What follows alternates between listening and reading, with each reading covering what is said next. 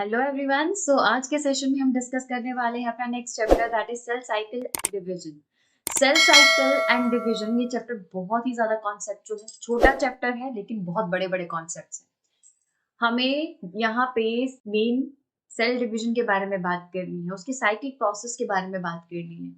तो इतनी सारी चीजें हैं, इतने सारे इंपॉर्टेंट इवेंट्स हैं जो कि बहुत जरूरी है कि जब सेल एक सेल से दो सेल में या चार सेल में डिवाइड करे तो इक्वली अपने जेनेटिक मटेरियल को उसको देना है, ऑर्गेनल्स को दोनों सेल्स को प्रोवाइड करना है, प्लाज्मा मेम्ब्रेन की कवरिंग बनानी है।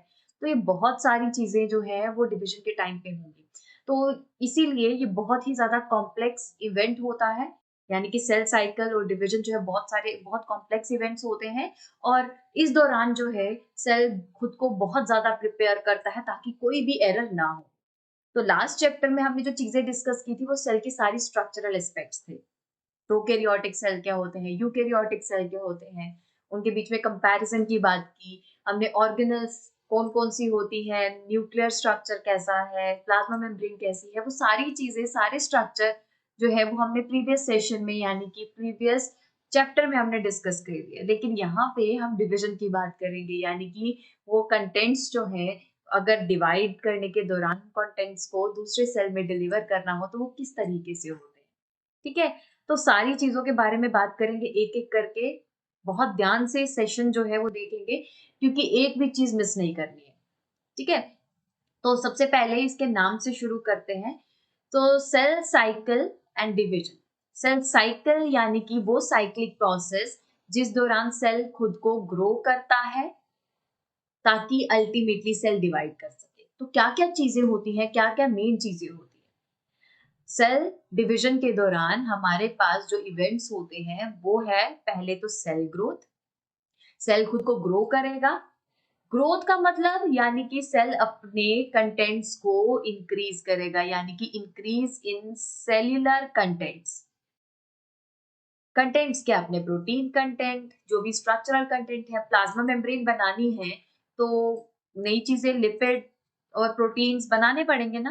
वैसे ही अगर डीएनए की कॉपी बनानी है न्यूक्लियोटाइड्स लाने पड़ेंगे। न्यूक्लियोटाइड्स नहीं होंगे तो डीएनए की कॉपी कैसे बनेगी, है ना, एक से दो डीएनए कैसे बनेंगे। तो वही चीजें यानी कि एंजाइम्स, प्रोटीन्स, न्यूक्लियोटाइड्स, ये सारे प्रोसेस जो है उन जो है उनको इकट्ठा करने का प्रोसेस जो है वो सेल ग्रोथ कहा जाता है। ठीक है, सेल साइज में, क्वांटिटी में ग्रो करने वाला ताकि वो खुद को प्रिपेयर कर सके आगे आने वाले इवेंट्स में जो सेल साइकिल में होने वाले हैं। तो सेल ग्रोथ के दौरान सेल्यूलर कंटेंट्स इंक्रीज हुए और उसके बाद एक बहुत इंपॉर्टेंट इवेंट यानी कि डीएनए की कॉपी बनना। सो डीएनए की रेप्लिकेशन होने वाली है, कॉपिंग ऑफ डीएनए होने वाला है। कॉपिंग ऑफ डीएनए, एक से दो डीएनए बनेंगे। ठीक है, तो डीएनए की कॉपी बन गई। क्यों बनी डीएनए की कॉपी? क्योंकि एक सेल जो है उसके पास दो सेट ऑफ क्रोमोसोम्स है, बट वो चाहता है कि उसके डॉटर सेल्स के पास भी दो सेट ऑफ क्रोमोसोम्स होने चाहिए, क्योंकि दो सेट ऑफ क्रोमोसोम्स होंगे तो ही सेल नॉर्मली काम कर पाएगा। तो इसीलिए पेरेंट सेल जो है वो अपने डॉटर सेल्स को दो दो सेट देना चाहता है। तो इसके लिए सेल को कहीं बीच में पहले अपने कंटेंट को डबल करना पड़ेगा, डीएनए कंटेंट को, क्योंकि वो इंफॉर्मेशन डॉटर सेल्स में जानी है तो उनको बराबर बराबर देनी है। क्यों? क्योंकि ग्रीगर जॉन मेंडल कहते थे उनके लॉ ऑफ पेयर फैक्टर्स के अकॉर्डिंग दो अलील साथ में मिलकर काम करते हैं तो ये एक्सप्रेशन होता है ना, capital T capital T capital T small T small T small T, दो एलील्स जुड़े थे तो ये एक्सप्रेशन हुआ कैरेक्टर्स का, तो ही वेराइटी और वेरिएशन आई। तो इसीलिए दो सेट्स को बराबर बराबर दोनों डॉटर सेल्स में देना है ताकि एक्सप्रेशन आ सके कैरेक्टर्स का। अब अल्टीमेटली हमारे पास है थर्ड प्रोसेस यानी कि सेल डिवीजन। डीएनए की कॉपी बन गई, अब सेल तैयार है, सेल को डिवाइड करना है इनटू डॉटर सेल्स। डिवीजन होगा डॉटर सेल्स में, लेकिन ये डॉटर सेल्स जो है वो दो भी हो सकते हैं और चार भी हो सकते हैं। ठीक है, दो या चार हो सकते हैं डिपेंडिंग अपॉन कि कौन सा प्रोसेस हो रहा है और कहाँ पे हो रहा है। ठीक है, उसके बारे में हम डिस्कस करने वाले अगेन इसी चैप्टर में। सो क्या क्या हो रहा है सेल साइकिल के दौरान? सेल ग्रो कर रहा है, अपने कंटेंट्स को बढ़ा रहा है, डीएनए की कॉपी बना रहा है ताकि डॉटर सेल्स को बराबर बराबर डीएनए की कॉपी बने। और तीसरा, हमारे पास सेल डिवीजन हो रही है, यानी कि सेल डिवाइड कर रहा है इनटू डॉटर सेल्स, जिसके लिए डीएनए की कॉपी बनाई जा रही थी, है ना। तो अब ये प्रोसेसेस जो है उनको डिटेल में डिस्कस करते हैं कि ये प्रोसेसेस कब और कैसे होते हैं। तो सबसे पहले तो इन प्रोसेसेस को परफॉर्म करवाने के लिए होते हैं दो पर्टिकुलर फेजेस, जिसमें से हमारे पास एक फेज है इंटरफेज, ये आ गया इंटरफेज, और दूसरा फेज है एम फेज। ये दो फेजेस जो है वो हमें डिटेल में डिस्कस करना है। तो सबसे पहले तो इंटरफेज के बारे में बात करते हैं, वो फेज जो लॉन्गेस्ट फेज है सेल साइकिल का। तो जैसे मैंने कहा, interphase the longest phase of cell cycle which covers nearly 90% part of the cell cycle. क्यों? क्योंकि अगर घर पे कोई इवेंट हो रहा है, राइट, तो उसकी तैयारी जो है वो ज्यादा लंबी नहीं होती। इवेंट 1 दिन का, 2 दिन का, 3 दिन का हो गया, चलो ठीक है, 4 दिन का इवेंट भी है, तो 4 दिन के इवेंट के लिए महीनों तैयारी चाहिए, है ना। तो सेल जो है उसके लिए भी तो ऐसा होना चाहिए ना, इवेंट करना है उसे, एक इवेंट परफॉर्म करना है, तो तैयारी भी तो लंबी होनी चाहिए। कोई भी चीज इवेंट में गलत नहीं होनी चाहिए, कोई भी दिक्कत नहीं आनी चाहिए, कोई भी कमी नहीं आनी चाहिए, बस सेल उसको इंश्योर करता है इंटरफेस के दौरान। और इसी दौरान सेल मेटाबॉलिकली इतना एक्टिव हो जाता है, सेल ग्रोथ करता है, डीएनए को रेप्लिकेट करता है ताकि सेल सही से डिवाइड कर सके। तो सेल डिवीजन के लिए सेल खुद को तैयार करता है इंटरफेस के दौरान। क्या क्या करता है? Cell growth and DNA replication, ये दो फेजेस इंटरफेस के दौरान कवर हो जाते हैं, ठीक है। तो कौन कौन से फेजेस थे सेल साइकिल में? Cell growth, DNA replication and cell division, जिसमें से दो फेजेस तो इंटरफेस में हो गए, है ना, दो इवेंट्स तो इंटरफेस के दौरान हो गए। तो सेल ग्रोथ और डीएनए रेप्लिकेशन होती है ताकि सेल सही से डिवाइड कर सके। अब ये इंटरफेस जो है वो भी एक स्टेप में नहीं होता, वो 3 स्टेप्स में यानी कि 3 फेजेस में होगा। गैप 1 फेज, एस फेज यानी कि सिंथेटिक फेज, और नेक्स्ट है G2 फेज यानी कि गैप 2 फेज। ये 3 फेजेस हैं जो इंटरफेस के दौरान होते हैं, और तीनों फेज में सेल बहुत ज्यादा काम करता है। क्या क्या काम करता है वो डिस्कस कर लेते हैं। तो सबसे पहला इंटरफेस का पहला फेज, गैप 1 फेज, वो कहता है कि सेल जो है मेटाबॉलिकली बहुत एक्टिव होता है और सेल बहुत ज्यादा ग्रो करता है। क्यों ग्रो करता है? क्योंकि सेल को अपने नेक्स्ट इवेंट की तैयारी करनी है। जितने भी प्रोटीन्स, जितने भी एंजाइम्स नेक्स्ट इवेंट के लिए चाहिए, यानी कि एस फेज के लिए चाहिए, वो इसी दौरान इकट्ठे होते हैं। और जो भी रॉ मटेरियल एस फेज के दौरान, मैं आपको रफली बता देती हूँ, डीएनए रेप्लिकेशन हो रहा है, राइट। सो प्रोटीन और एंजाइम्स इकट्ठे हुए डीएनए रेप्लिकेशन के दौरान, लेकिन डीएनए का को बनाने का रॉ मटेरियल यानी कि न्यूक्लियोटाइड्स, वो भी इसी दौरान इकट्ठे होते हैं। इन सब की सिंथेसिस और अकामुलेशन होगा इसी प्रोसेस के दौरान, यानी कि गैप 1 के फेज के दौरान। तो सारी चीजें इकट्ठी हो गई, ठीक है। तो अब सारी चीजें इकट्ठी हो गई, तो अब आया हमारे पास फेज ऑफ डीएनए रेप्लिकेशन, यानी कि नेक्स्ट फेज, जिसे सिंथेटिक फेज कहा जाता है। तो सिंथेटिक फेज के दौरान डीएनए खुद को रेप्लिकेट करता है, बट सिर्फ डीएनए की कॉपी नहीं बनती, डीएनए ही सिर्फ डबल नहीं होता, उसके अलावा सेंट्रोसोम्स भी डुप्लीकेट करते हैं। आपने देखा होगा जब सेल का स्ट्रक्चर होता है, हम एक एडिशनल स्ट्रक्चर करते हैं ना, कवर। तो एक एडिशनल स्ट्रक्चर जिसे हम कहते हैं सेंट्रोसोम, तो वो सेंट्रोसोम जो है इस तरीके से परपेंडिकुलरली न्यूक्लियस के पास अरेंज होता है ना। यही स्ट्रक्चर है, दो सेंट्रियोल्स है, परपेंडिकुलरली अरेंज होते हैं। इसके अराउंड पेरीसेंट्रियोलर मटेरियल रहता है, इसे सेंट्रोसोम कहते हैं, राइट, पूरे स्ट्रक्चर। अब ये क्या करेगा? ये भी अपनी कॉपी बना लेगा। हमने क्या कहा था, सेंट्रोसोम में डुप्लीकेशन, सेल्फ डुप्लीकेशन की प्रॉपर्टी होती है। तो खुद को डुप्लीकेट कब करता है? वो एस फेज के दौरान। तो सिंथेटिक फेज के दौरान डीएनए खुद को रेप्लिकेट भी करेगा और सेंट्रोसोम की डुप्लीकेशन भी होगी। तो ये दो प्रोसेस जो है वो इंपॉर्टेंट है।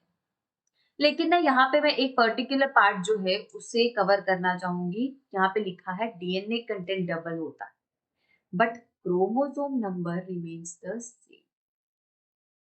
अब ये चीज है, इसे समझना है। तो क्या हुआ एस फेज के दौरान? अगेन डीएनए कंटेंट डबल हो गया और सेंट्रोसोम की डुप्लीकेशन, है ना, डीएनए रेप्लिकेट किया, ऑब्वियसली डबल हुआ कंटेंट। बट यहाँ पे लिखा गया है क्रोमोसोम नंबर जो है ना वो सेम रहेगा, उसमें कोई चेंज नहीं आई। डीएनए डबल हुआ, फिर क्रोमोसोम तो डीएनए से ही बनता है ना, DNA histone, non histone, RNA, यही बात कही थी, है ना, लास्ट लेक्चर में। तो अब क्रोमोसोम जो है वो डीएनए का ही कॉइल्ड पार्ट है। तो डीएनए डबल हुआ तो क्रोमोसोम क्यों नहीं हो रहा डबल? वो क्यों नहीं हो रहा? क्योंकि हमारे पास अगर क्रोमोसोम जो है, लेट्स से ये है एक क्रोमोसोम, तो ये क्रोमोसोम है, इस दौरान इसको भी डबल होना चाहिए, बट वो डबल नहीं होता, वो इस तरीके से हो जाता है इस दौरान। एक्चुअल कैसा होना चाहिए? एक्चुअल ऐसा होना चाहिए था, बट हो कैसे गया ऐसे? बट हम क्या करते हैं? काउंट। हम आर्म्स डबल हुई हैं, बट हम काउंट करते हैं सेंट्रोमियर। सेंट्रोमियर तो डबल नहीं हुआ ना। आर्म्स जहां पे जुड़ी है जिस पोजीशन से, वहां पे सेंट्रोमियर, यानी कि जहां पे प्राइमरी कंस्ट्रक्शन आपको दिख रहा है वो सेंट्रोमेरिक पोजीशन है। तो सेंट्रोमियर जो है अगर हम उसको काउंट कर रहे हैं और वो डबल ही नहीं हुआ, तो फिर हमें क्रोमोसोम नंबर डबल कैसे दिखेगा, है ना? तो जब डीएनए की कॉपी बनती है तो एक्चुअल आर्म्स होती है, यानी कि क्रोमोसोमल आर्म्स, यानी कि क्रोमैटिड आर्म्स होती हैं जो कि डबल हो जाती है, बट नॉट द सेंट्रोमियर, जिसकी वजह से एक्चुअल डीएनए कंटेंट जो है वो डबल हो जाता है। तो हम देखते हैं कि डीएनए जो है वो 2 कॉपीज है अगर हमारे पास, तो 4 कॉपीज बन जाती है, बट क्रोमोसोम एस फेज की बात कर रही हूँ, ठीक है? तो एस फेज के बाद की बात। तो एस फेज में क्रोमोसोम जो है, अगर 2 सेट ऑफ क्रोमोसोम्स है तो 2 सेट ऑफ क्रोमोसोम्स ही रह जाएंगे विदाउट एनी चेंज। बट की क्रोमोसोम जो है, अगेन सेंट्रोमियर हम चेक कर रहे हैं। अब ये क्रोमोसोम जो है जब सेल डिवाइड करना होगा, अगेन इन 2 आर्म्स में स्प्लिट हो जाएगा, सेंट्रोमियर स्प्लिट हो जाएंगे, फिर हम कह सकते हैं कि क्रोमोसोम नंबर डबल हो गया। बट एस फेज के बाद क्रोमोसोम नंबर डबल नहीं होता, ठीक है? तो अगर आपसे पूछा जाए एस फेज के दौरान डीएनए की क्या कंडीशन होती है, डीएनए कंटेंट डबल हो गया, बट क्रोमोसोम की क्या कंडीशन है, क्रोमोसोम सेट डबल नहीं हुआ। फाइन। तो ये है एस फेज के बाद की कहानी। बट अल्टीमेटली अब हम बात करेंगे नेक्स्ट फेज, यानी कि G2 फेज की। अगेन ये सेल ग्रोथ का फेज है, जिस दौरान protein, enzymes, again raw material सारा इकट्ठा होता है फॉर डिविजनल फेज, जिसे हम माइटोसिस कह रहे हैं, ठीक है? माइटोसिस, और एक और हमारे पास इवेंट होता है डिवीजन का, मियोसिस। माइटोसिस और मियोसिस के दौरान जो भी चीजें चाहिए, अब वो गैप 2 फेज यानी कि G2 फेज के दौरान अरेंज होंगी। तो सारा जो मटेरियल है, यानी कि प्रोटीन्स चाहिए, एंजाइम्स चाहिए, जितना भी कंटेंट है वो G1 या G2 फेज के दौरान इकट्ठा होता है, ताकि उसके नेक्स्ट आने वाले इवेंट्स बिल्कुल सही से हो सके, बिना किसी कमी के, बिना किसी एरर के, ठीक है? सो जितने भी कॉन्सेप्ट यहाँ पे मेंशन किए गए हैं, पहले तो इंटरफेस बहुत लंबा फेज है। क्यों? क्योंकि इसके दौरान सेल ग्रोथ और डीएनए रेप्लिकेशन हो रही है। और वो डीएनए रेप्लिकेशन कब होती है? डीएनए रेप्लिकेशन सिंथेटिक फेज यानी कि एस फेज के दौरान होगी, जिस दौरान सेंट्रोसोम की डुप्लीकेट करेगा। बट डीएनए कंटेंट डबल हो रहा है, क्रोमोसोम कंटेंट डबल नहीं हो रहा है। सो this is about the interphase, ठीक है? सो इंटरफेज जो लंबा फेज है उसमें ये सब तैयारी हो गई। बट अल्टीमेटली अब हमें बात करनी है एम फेज की। एम फेज ये है एक्चुअल डिविजनल फेज, तो इसी के लिए सारी तैयारी की गई है अभी तक जितनी की गई। तैयारी का फेज है, यानी कि फेज ऑफ सेल डिवीजन है, जिसमें 2 सब फेजेस होते हैं। अब सेल को डिवाइड करना है, ये सेल है, उसको डिवाइड करना है, उसके पास न्यूक्लियस है। तो सबसे ज्यादा इंपॉर्टेंस पहले डिवाइड करने के दौरान किसको दी जाएगी? पहले क्या सही से डिवाइड करने की कोशिश की जाएगी? पहले जो सबसे पहले डिवाइड करने की कोशिश की जाएगी वो है genetic material. Genetic material cell से पहुंच गया ना, सही से पहुंच गया, तो कोई भी सेल में आने वाले टाइम में दिक्कत नहीं होगी, उसमें कोई जेनेटिक डिजीज नहीं होगी, कोई जेनेटिक एरर नहीं होगी। अकॉर्डिंग टू सेल, हमेशा सेल कोशिश करता है कि डीएनए रेप्लिकेशन बिना किसी एरर के हो, क्रोमोसोमल सेग्रीगेशन जब 2 सेल्स में हो रहा है बिल्कुल सही से हो, ताकि उसे कोई भी जेनेटिक डिजीज या डिसऑर्डर ना हो। सेल तो यही चाहेगा। तो इसीलिए सेल क्या करता है, न्यूक्लियर डिवीजन के दौरान बहुत ज्यादा सावधानी रखता है, क्योंकि उसके अंदर ही जेनेटिक मटेरियल प्रेजेंट है। तो अब यहाँ पे देख पाओगे, यहाँ पे न्यूक्लियर डिवीजन हो रहा है under the process karyokinesis. Cairo means nucleus, kinesis means division. Kinesis term division को रिप्रेजेंट करता है। तो कैरियोकाइनेसिस के दौरान हमारे पास क्या हो रहा है, न्यूक्लियर डिवीजन हो रहा है। Karyokinesis means nuclear division which occurs under 4 phases. तो सर, जो जेनेटिक मटेरियल होने की वजह से न्यूक्लियस की इतनी इंपॉर्टेंस है कि 4 फेजेस के अंडर डिवीजन करना पड़ रहा है। ये 4 फेजेस हैं। कौन कौन से हैं वो 4 फेजेस जिसके अंदर न्यूक्लियर डिवीजन हो रहा है? Prophase, metaphase, anaphase and telophase. Prophase, metaphase, anaphase and telophase, ये 4 फेजेस सिर्फ जेनेटिक मटेरियल न्यूक्लियस को डिवाइड करने के लिए है, ठीक है।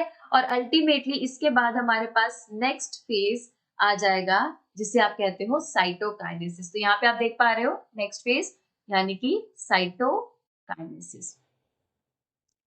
तो साइटोकाइनेसिस मींस साइटोप्लाज्मिक डिवीजन। इस दौरान साइटोप्लाज्म डिवाइड करेगा और जितनी भी ऑर्गेनल्स हैं, जितनी भी सारा कंटेंट है जेनेटिक मटेरियल न्यूक्लियस के अलावा, सारा 2 सेल्स में डिवाइड हो जाएगा। साइटोप्लाज्म दे दिया जाएगा दोनों सेल्स को और ऑर्गेनल्स दे दी जाएंगी, ठीक है। सो ये है हमारे पास एम फेज, उसका ब्रीफ। तो इसको डिटेल में डिस्कस करना है, लेकिन उससे पहले एक डायग्राम जो है वो डिस्कस कर लेते हैं जो रिप्रेजेंट कर रहा है इंटरफेज और एम फेज को डायग्रामेटिकली, ठीक है, एक पाई चार्ट में। तो सबसे पहले तो आप यहाँ पे देख पा रहे हो हमारे पास G1 फेज है, इंटरफेज का पहला फेज है ना। एक्टिव मेटाबॉलिज्म हो रहा है, सेल ग्रोथ हो रही है, सेल कंटेंट बन रहे हैं, न्यूक्लियोटाइड इकट्ठे हो रहे हैं डीएनए रेप्लिकेशन के लिए। इसके बाद सेल पहुंच गया एस फेज में, बहुत लंबा फेज दिख रहा है ना। डीएनए रेप्लिकेट कर रहा है, डेफिनेटली सेंट्रोसोम डुप्लीकेट कर रहा है, तो लंबा फेज होगा। जेनेटिक मटेरियल की कॉपी बन रही है। उसके बाद एस फेज के बाद G2 फेज, एम फेज की तैयारी हो रही है, सेल ग्रोथ कर रहा है इस दौरान। तो देखो इंटरफेज कितना लंबा आ गया, G1S G2 फेज ने ही पाई चार्ट का मैक्सिमम पार्ट ले लिया है ना। उसके बाद आप देख पा रहे हो prophase, metaphase, anaphase, telophase and ultimately nuclear division के बाद साइटोकाइनेसिस। तो ये सारे फेजेस हो गए जो कि रिप्रेजेंट कर रहे हैं एम फेज को। बट यहाँ पे एक चीज है जो थोड़ी सी डिफरेंट दिख रही है नॉर्मल से, वो है G0 फेज। G0 फेज यानी कि क्वीसेंट फेज। तो ये G0 फेज रिप्रेजेंट करता है क्वीसेंट फेज। अब सेल जो है वो हर वक्त डिवाइड करता तो रहेगा नहीं, है ना। अब सेल में लेट्स से टिश्यू में इंजरी हो गई, जितनी सेल्स इंजरी को हील करने के लिए चाहिए उतने डिवाइड हो चुके हैं। सेल को सिग्नल मिला था कि इंजरी हो गई है, डिवाइड करना है, तो सेल ने डिवाइड किया और देखा कि टिश्यू रिपेयर हो गया है, अब एक्स्ट्रा सेल्स की जरूरत नहीं है। तो सेल को दोबारा सिग्नल मिला कि अब डिवीजन बंद कर दो, सेल और टिश्यू रिपेयर हो गया पूरा, ठीक है। अब सेल क्या करता है इस दौरान? सेल जो है वो सेल साइकिल लीव कर लेता है और क्वीसेंट फेज में चला जाता है, यानी कि G0 फेज में चला जाता है। और इस दौरान सेल क्या करता है? खुद को स्पेशलाइज करता है, यानी कि डिफरेंशिएट करता है ताकि वो स्पेशलाइज्ड फंक्शन कर सके। डिफरेंशिएशन शो करेगा, स्पेशलाइजेशन शो करेगा फंक्शन करने के लिए। सेल आराम से अपने प्रोटीन बनाएगा, एंजाइम्स बनाएगा जो उसको जिंदा रहने के लिए, सस्टेन करने के लिए जरूरी है। कम्युनिकेशन शो करेगा, बाकी सेल्स के साथ कोऑर्डिनेटिंग मैनर में काम करेगा, नॉर्मली काम करता रहेगा। और तब तक काम करता रहेगा और सेल डिवीजन की साइकिल में तब तक नहीं आएगा जब तक उसको नेक्स्ट सिग्नल नहीं मिलेगा। और जैसे ही नेक्स्ट सिग्नल मिला, G0 फेज छोड़कर, क्वीसेंट फेज छोड़कर, वो दोबारा G1 फेज में एंटर कर जाएगा। एंटर करने के बाद अगेन सेल साइकिल में आ गया, डिवीजन करेगा, ठीक है। तो यही है, G0 फेज में जाने के बाद सेल वापस आ सकता है सेल साइकिल में, डिपेंडिंग अपॉन की कंडीशन कि डिवीजन रिक्वायर्ड है या नहीं है। सेल को लग रहा है कि उसे डिवाइड करना है, उसे सिग्नल मिला है तो वो करेगा, ठीक है। सो ये है हमारे पास सेल साइकिल के बारे में। अब इंटरफेस हमने डिस्कस कर लिया, जान लिया, एम फेज के ब्रीफ के बारे में जान लिया। अब हम बात करेंगे एम फेज में माइटोसिस की, उसके फेजेस को, यानी कि प्रोफेज, मेटाफेज, एनाफेज, टीलोफेज और साइटोकाइनेसिस को डिटेल में स्टडी करेंगे कि किस तरीके से प्रोसेसेस होते हैं, राइट। सो मूव करते हैं नेक्स्ट फेज पे, यानी कि माइटोटिक फेज। सो ये आ गया आपके पास माइटोसिस। सो माइटोसिस आप यहाँ पे देख रहे हो, ये है इक्वेशनल डिवीजन, ठीक है। So it's an equational division. अब क्यों कही गई इक्वेशनल डिवीजन? क्यों कहते हैं इसे इक्वेशनल डिवीजन? क्योंकि अगेन दो सेट ऑफ क्रोमोसोम्स अगर पेरेंट सेल के पास है तो वो अपने डॉटर सेल्स को भी 2 सेट ऑफ क्रोमोसोम्स देगा, हाफ नहीं करेगा, कम नहीं करेगा क्रोमोसोम सेट को। जितने सेट थे उसको डबल करके दे देगा, डीएनए वो डबल कर लेता है डिवीजन से पहले और अल्टीमेटली अपने डॉटर सेल्स को दे देगा, है ना। तो इसीलिए इस डिवीजन को इक्वेशनल डिवीजन कहते हैं, क्योंकि इक्वल नंबर और equal set of chromosomes daughter cell के पास पहुंचे, और ये प्रोसेस होता है सोमैटिक सेल में, यानी कि उन सेल्स में जो आपके बॉडी का स्ट्रक्चर बनाते हैं। वो सेल्स जिनका रिप्रोडक्शन और फर्टिलाइजेशन से कोई लेना देना नहीं है, उन सेल्स में इस तरीके से डिवीजन होती है। इनफैक्ट जाइगोट जब एम्ब्रियो में डेवलप होता है उस दौरान यही होता है, रिपेयर और ग्रोथ के दौरान यही प्रोसेस होता है, माइटोसिस ही होती है। ठीक है, अगर आप उनके केस में देखो, प्लांट्स के केस में देखो, हमारे पास डिप्लॉइड सेल है, हैप्लॉइड सेल है, उनके केस में माइटोसिस हो जाती है, स्पोर फॉर्मेशन के दौरान माइटोसिस होती है। तो आप इन प्रोसेसेस को देख पाते हो अलग अलग केसेस में, जैसे कि प्लांट के केस में स्पोर फॉर्मेशन के दौरान। तो यूजुअली तो ये प्रोसेस होता है डिप्लॉइड सेल्स में, बट प्लांट के केस में हैप्लॉइड और डिप्लॉइड दोनों सेल्स इक्वली माइटोसिस शो करते हैं। ठीक है, सो हैप्लॉइड सेल्स हो, डिप्लॉइड सेल्स हो, कोई भी तरह के सेल्स हो, ये सारे माइटोसिस शो करते हैं। इनफैक्ट अगर आप मेल के केस में, मेल हनी बी के केस में देखोगे, मेल हनी बी के केस में भी आप माइटोसिस देखोगे ड्यूरिंग रिप्रोडक्शन। ठीक है, यानी कि जब वो सेल उसको ग्रो करना है, हैप्लॉइड सेल को ग्रो करना है, जैसे मैंने कहा यूजुअली ये डिवीजन डिप्लॉइड सेल्स में होती है। तो haploid cell male honey bee में जितने भी सेल्स होते हैं, उनके सोमैटिक सेल्स होते हैं, उनमें क्रोमोसोम काउंट डबल यानी कि डिप्लॉइड सेट में नहीं होता, सिंगल सेट होता है ना। पार्थेनोजेनेसिस का केस है मेल हनी बी का, है ना। तो अब क्या है, मेल हनी बी में सिंगल सेट ऑफ क्रोमोसोम्स होते हैं, इनमें हैप्लॉइड सेल्स होते हैं जो कि माइटोसिस शो करते हैं और अल्टीमेटली ग्रोथ शो करते हैं। ठीक है, तो प्लांट हो, मेल हनी बी हो, इनके केस में हैप्लॉइड सेल्स में भी आपको डिवीजन दिख जाएगी, स्पोर फॉर्मेशन के दौरान भी इजीली आपको माइटोसिस दिख जाएगी।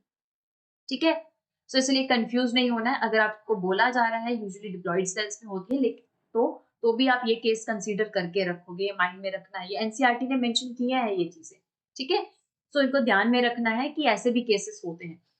उसके अलावा इस दौरान जो है, इस फेज के दौरान आपके पास 2 डॉटर सेल्स बनते हैं। As per represented by this condition 2 daughter cells ही बनेंगे, 2 से ज्यादा डॉटर सेल्स एक सेल से नहीं बनते।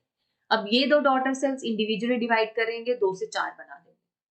ठीक है, सो ये है about the basics of mitosis, यानी कि इक्वेशनल डिवीजन हो रही है, सोमैटिक सेल्स में हो रही है और 2 डॉटर सेल्स बन रहे हैं। ठीक है, अब बात करते हैं सबसे पहले फेज की, कैरियोकाइनेसिस के फेज की, प्रोफेज की। तो कितने कितने फेजेस है हमारे पास? 2 मेन फेजेस थे, कैरियोकाइनेसिस एंड साइटोकाइनेसिस, और कैरियोकाइनेसिस में 4 सब फेजेस और थे, prophase, metaphase, anaphase and telophase. Right, तो उन्हीं को डिटेल में डिस्कस करना। ठीक है, सो बात करते हैं सबसे पहले प्रोफेज की। सो बात करते हैं प्रोफेज की, लेकिन प्रोफेज को जानने से पहले एक बार एक बेसिक स्ट्रक्चर देख लेते हैं कि सेल का स्ट्रक्चर कैसा रहता है। ठीक है, एक बेसिक अरेंजमेंट बनाऊंगी। तो हमने बात की थी सेल में क्या है, न्यूक्लियस है, न्यूक्लियस के अंदर क्रोमैटिन मटेरियल है, न्यूक्लियोलस है ना, और अदर ऑर्गेनल्स आपको साइटोप्लाज्म में दिख जाएगा। तो ये न्यूक्लियर मेम्ब्रेन आ गया, पोरस रहती है, पोर्स है न्यूक्लियर स्ट्रक्चर में। उसके बाद ये क्रोमैटिन मटेरियल जो धागे सा मटेरियल है, और उसके बाद एडिशनली प्रेजेंट रहता है न्यूक्लियोलस जो डेंस और विदाउट मेम्ब्रेन स्ट्रक्चर है। ठीक है, तो इस तरीके से स्ट्रक्चर रहेगा, और एडिशनली कुछ ऑर्गेनल्स हैं जो बाहर साइटोप्लाज्म में प्रेजेंट रहते हैं। ठीक है, डॉटेड फॉर्म में दिखा रही हूँ, एंडोप्लाज्मिक रेटिकुलम, गोल्जी एपरेटस, तो यही स्ट्रक्चर है। अब इस स्ट्रक्चर में चेंजेस आएंगी प्रोफेज के दौरान। तो मैं डायग्राम बना रही हूँ, डायग्राम जो है वो कुछ इस तरीके से, ये आ गया आपके पास सेल। तो सेल में अब आप जो स्ट्रक्चर देखोगे वो है सिर्फ ये एक स्ट्रक्चर जो है वह और दिखाऊंगी। ठीक है, जिसके बारे में हमने एस फेज में भी डिस्कस किया है। ये स्ट्रक्चर्स जो है, ये है क्रोमोसोम्स जो आपको साइटोप्लाज्म में घूमते हुए दिखाई दे जाएंगे ड्यूरिंग प्रोफेज। जब प्रोफेज का एंड होगा ना, तो उस दौरान आपको ये स्ट्रक्चर दिखाई देंगे। एडिशनली क्या हुआ है इस फेज के दौरान, सेंट्रियोल्स डुप्लीकेट हुए थे, ये डुप्लीकेटेड सेंट्रियोल्स है। तो ये सेंट्रोसोम्स जो है वो भी आपको इस तरीके से अपोजिट पोल्स की तरफ दिखेंगे। ये तो ऐसा स्ट्रक्चर आपको प्रोफेज के दौरान दिखेगा। ठीक है, सो क्या कहता है प्रोफेज, एनसीईआरटी क्या मेंशन करती है, मेंशन करती है कि प्रोफेज के दौरान जो क्रोमैटिन मटेरियल है वो कंडेंस हो जाता है और क्रोमोसोम में कन्वर्ट हो जाता है। तो क्या हुआ, क्या कन्वर्जन देखा आपने, सेल में जो क्रोमैटिन मटेरियल धागे जैसा था वो क्रोमोसोम में कन्वर्ट हो गया। दूसरा मेंशन किया जा रहा है कि सेंट्रोसोम जो है वो अपोजिट पोल्स की तरफ मूव करना शुरू कर देते हैं। आप रेड कलर के स्ट्रक्चर्स देख पा रहे हो, सेंट्रियोल्स अपोजिट पोल में मूव कर गए हैं। उसके बाद हमारे पास कहा गया है कि सेंट्रोसोम्स जो है वो रेडिएट करते हैं एस्टर्स और स्पिंडल फाइबर्स जो बनाते हैं माइटोटिक एपरेटस। तो क्या होगा, इन सेंट्रियोलर स्ट्रक्चर से छोटे छोटे माइक्रोट्यूब्यूलर स्ट्रक्चर्स जिन्हें एस्टर्स कहते हैं और थोड़े से बड़े माइक्रोट्यूबुलर स्ट्रक्चर्स जिन्हें स्पिंडल फाइबर्स कहते हैं वो रेडिएट होना शुरू हो जाएंगे। तो माइक्रोट्यूबुलर स्ट्रक्चर्स जो है वो रेडिएट होना शुरू हो जाएंगे।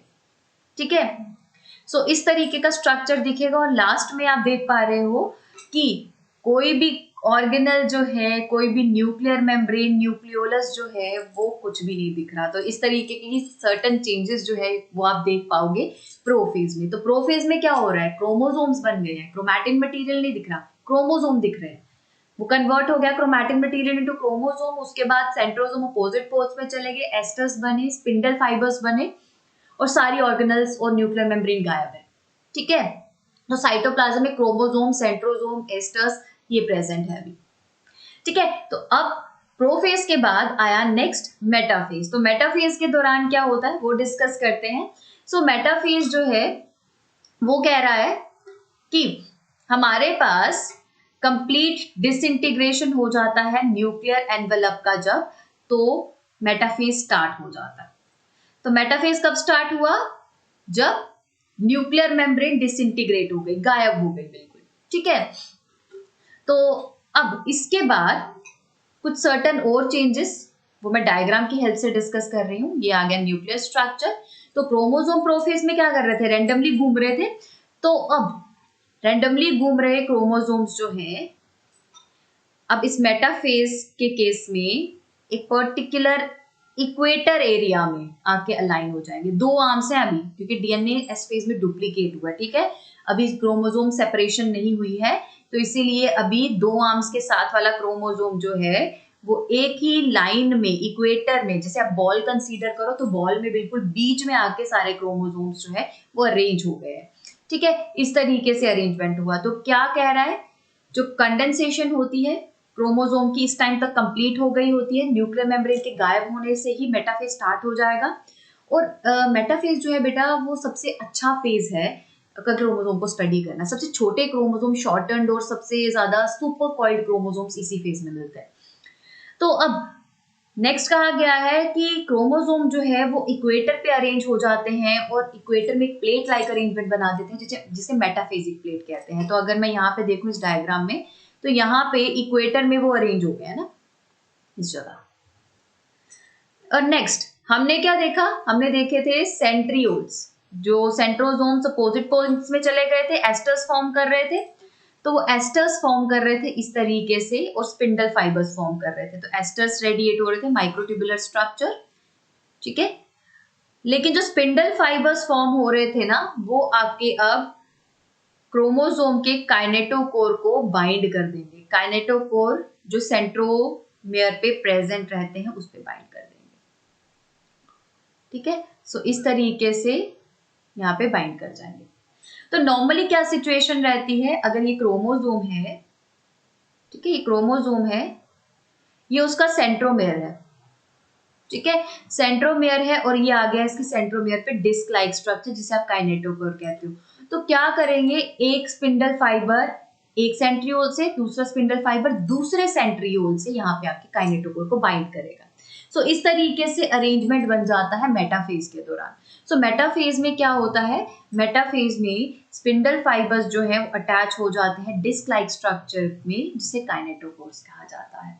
ठीक है, सो क्या क्या चीजें हुई, मेटाफेज में क्रोमोसोम इक्वेटर पे आके अलाइन हो गए। वो क्रोमोसोम जो बनना कहाँ शुरू हुए थे, प्रोफेज में बनना शुरू हुए थे, कंडेंस होना शुरू हुए थे, और वो क्रोमोसोम रैंडमली अभी कहाँ घूम रहे थे, साइटोप्लाज्म में घूम रहे थे, वो मेटाफेज में आके इक्वेटर पे अलाइन हो गए। ठीक है, सो आप यहाँ पे रिलेट कर सकते हो। तो ये आप क्या है, इस तरीके से ये प्रोफेज में आप यहाँ पे देख पा रहे हो डायग्राम में, क्रोमोसोम आगे पीछे घूम रहे थे, सेंट्रियोल्स पोल्स की तरफ चले गए थे। तो यहाँ पे क्रोमोसोम्स वो अलाइन हो गया बिल्कुल आगे, है ना। सो अब इस तरीके का अलाइनमेंट हो गया है। तो नेक्स्ट फेज जो है, अब उसके बारे में बात करते हैं कि अलाइनमेंट के बाद अब होगा क्या इन क्रोमोसोम्स का। ठीक है, तो नेक्स्ट फेज जो है वो है एनाफेज का। एनाफेज में इस तरीके से हमारे पास अगेन स्ट्रक्चर है। क्रोमोसोम्स जो है उनका थोड़ा सा डिफरेंट सिनेरियो रहने वाला है। तो ये आगे सेंट्रियोल्स जिनसे स्पिंडल फाइबर्स बने थे, ठीक है, ये स्पिंडल फाइबर्स इस तरीके से रेडिएट हो रहे थे, है ना, स्पिंडल फाइबर्स हैं ये, है ना। कुछ एस्टर प्रोजेक्शंस भी थे, इस तरीके से छोटे छोटे माइक्रोट्यूबुलर स्ट्रक्चर्स, एस्टर्स फॉर्म हुए हैं। तो अब क्रोमोसोम्स का क्या हाल है इस सिचुएशन में, वो देखते हैं। क्रोमोसोम इक्वेटर पे थे ना, ये देखिए स्पिंडल फाइबर्स छोटे होते गए। वो स्पिंडल फाइबर्स जिन्होंने काइनेटोकोर को बाइंड किया था वो छोटे होते गए, जिसकी वजह से सेंट्रोमेयर स्प्लिट हो गया और दोनों आर्म्स अलग हो गई हैं। ठीक है, सो यहाँ पे दोनों आर्म्स अलग हो गई हैं, तो इस तरीके का अरेंजमेंट हो गया है। ये देखिए, तो क्रोमोसोम किस सिचुएशन में है, इस तरीके से सेंट्रोमियर है, क्रोमोसोम्स आर्म एक दूसरे की तरफ इस तरीके से हैंग कर रही है। तो ये है हमारे पास स्पिंडल फाइबर जो कि काइनेटोकोर को बाइंड किया हुआ है, और दूसरा स्पिंडल फाइबर दूसरे साइड का वो दूसरे एंड पे है, यानी कि ऐसे दूसरी आर्म इस तरीके से हैंग कर रही है, बीच में एक दूसरे को फेस कर रही है। दूसरा स्पिंडल फाइबर इस तरीके से, दूसरा सेंट्रियोल, ये देखिए स्प्लिट हो गया। तो क्या था, क्रोमोसोम जो थे वो इस तरीके से सेंट्रोमेयर पे जुड़े हुए, दोनों साइड से काइनेटोकोर से स्पिंडल फाइबर ने बाइंड किया, और जब वो छोटे होने शुरू हुए तो आर्म्स खिंचती गई और स्प्लिट हो गई। तो वो अब इस तरीके से वी शेप्ड अरेंजमेंट बना के मूव कर रहे हैं अपोजिट पोल्स पे। तो इस तरीके से एनाफेज जो है वो कंप्लीशन की तरफ बढ़ना शुरू हो जाता है। तो इस दौरान क्या होती है, स्प्लिटिंग ऑफ क्रोमोसोम आर्म्स होती है, क्रोमैटिड आर्म्स सेपरेट होकर पोल्स की तरफ मूव करना शुरू कर देती है, अपोजिट पोल्स की तरफ, क्योंकि दो क्रोमैटिड आर्म्स रिप्रेजेंट कर रही है डबल डीएनए, जिसमें से हाफ जाना है एक डॉटर सेल को और अदर हाफ जाना है दूसरे डॉटर सेल को। तो इसलिए स्प्लिटिंग हो रही है और वो दो अलग अलग पोल्स पे जा रहे हैं, राइट। तो अब बात करते हैं टेलोफेज की। तो टेलोफेज के दौरान क्या होगा, अब पोल्स की तरफ तो क्रोमैटिड मटेरियल जा रहा है, ठीक है, अब क्रोमैटिड मटेरियल पोल्स की तरफ जा रहा है, सेपरेशन हो रही है उसकी। तो अब इस दौरान क्या होगा, टेलोफेज के दौरान जो कि कैरियोकाइनेसिस का लास्ट फेज है, उस दौरान ये आ गया स्ट्रक्चर। तो अब क्या होगा, सारा क्रोमैटिन मटेरियल वापस से बन जाएगा, यानी कि जो क्रोमोसोम बने थे वो डीकंडेंस हो जाएंगे इस तरीके से। टेलोफेज जो है वो न्यूक्लियर डिवीजन का एंड माना जाता है, यानी कि न्यूक्लियस को रिफॉर्म होना है इस फेज में।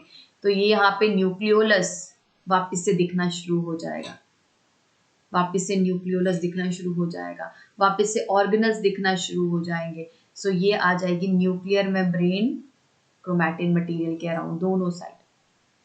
ये दो अलग अलग न्यूक्लियस है, दोनों डॉटर सेल्स के लिए, अलग अलग डॉटर सेल्स के लिए, ठीक है। सो यहाँ पे आ गई ऑर्गेनल्स जो रीअपियर हो जाएंगे, एंडोप्लाज्मिक रेटिकुलम, गोल्जी, सब कुछ रीअपियर हो जाएगा। न्यूक्लियस तो सेपरेट हो ही गए, है ना।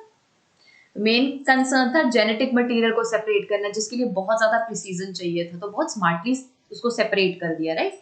तो अब इसमें क्या कहा जा रहा है, इसमें कहा जा रहा है कि क्रोमोसोम डीकंडेंस हो गए, उन्होंने अपनी इंडिविजुअलिटी लूज कर ली, एक एक सिंगल स्ट्रक्चर जो है वो नहीं दिखेगा, टैंगल फॉर्म में क्रोमैटिन मटेरियल दिखेगा, और हमारे पास क्रोमैटिन मटेरियल जो है वो कलेक्ट हो जाएगा दो अलग अलग पोल्स में, न्यूक्लियर एनवेलप दोबारा से डेवलप हो जाएगी, न्यूक्लियोलस, गोल्जी, एंडोप्लाज्मिक रेटिकुलम सब दोबारा फॉर्म हो जाएगा, ठीक है। सो ये हो गया न्यूक्लियर डिवीजन आपके पास कंप्लीट। सो न्यूक्लियर डिवीजन जो है वो कंप्लीट हो गया। अब हम बात करेंगे अपने नेक्स्ट फेज की, यानी कि साइटोकाइनेसिस, जिसमें साइटोप्लाज्मिक डिवीजन होने वाला है। तो साइटोप्लाज्मिक स्ट्रक्चर की बात करते हैं। अब साइटोकाइनेसिस जो है उस दौरान क्या हो रहा है, सेपरेशन हो रहा है साइटोप्लाज्म का। लेकिन एनिमल सेल और प्लांट सेल दोनों में ना डिफरेंट पैटर्न रहता है। तो एनिमल सेल की अगर मैं पहले बात करूं तो एनिमल सेल में इस तरीके से दोनों साइड न्यूक्लियस प्रेजेंट है, राइट। तो दोनों साइड न्यूक्लियस प्रेजेंट है। तो अब क्या होगा, इसमें फरो बनना शुरू होगी बाहर से अंदर की तरफ, इस तरीके से फरो बनना शुरू होगी और अल्टीमेटली सेल जो है वो डॉटर सेल्स में डिवाइड हो जाएगा, 2 डॉटर सेल्स बन जाएंगे इस तरीके से।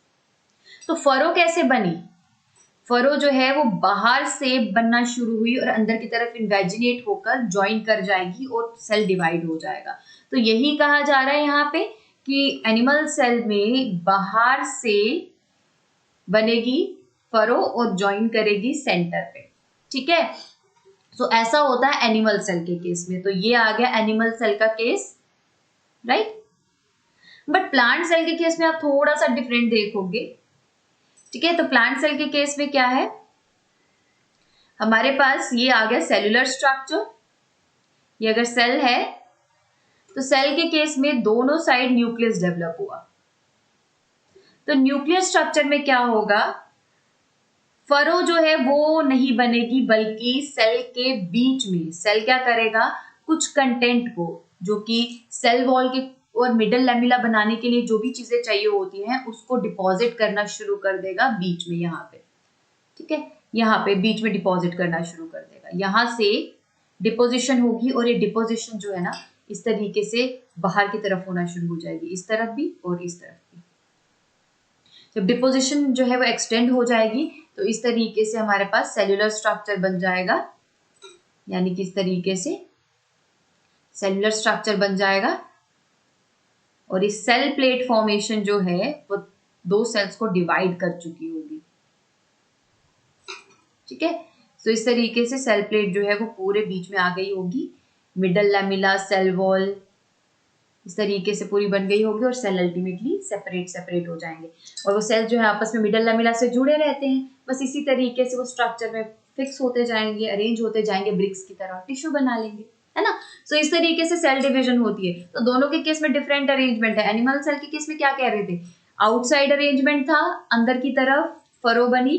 लेकिन प्लांट सेल के केस में सेल प्लेट बनती है सेंटर में और वो बाहर की तरफ ग्रो करती है, ताकि वो बाहर की तरफ जो लेटरल वॉल्स हैं उनके साथ मर्ज कर सके और कंटिन्यूटी मेंटेन कर ले, ठीक है। सो इस तरीके से साइटोकाइनेसिस कंप्लीट हुआ और यहाँ पे हमने किया माइटोसिस कंप्लीट। तो माइटोसिस क्या कहता है, माइटोसिस कहता है कि सेल जो है उसको 2 डॉटर सेल्स में डिवाइड करना है और जितने भी क्रोमोसोम पेरेंट सेल के पास हैं उतने ही क्रोमोसोम दोनों डॉटर सेल्स को बराबर बराबर देने हैं, जिसके लिए एस फेज में डीएनए रेप्लिकेशन होती है, ठीक है।